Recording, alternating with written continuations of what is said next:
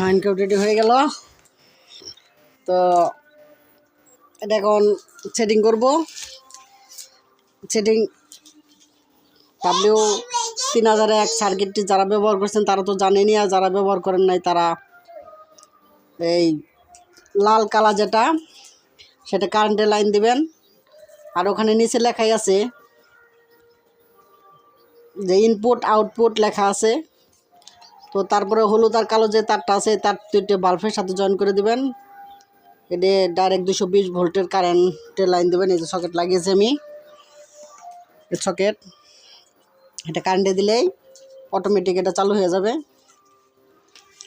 তো এই যেটা ঢাকনা বানিয়েছি আমি, এটা সরানো যাবে, পরে এবার ঢেকে রাখাও যাবে।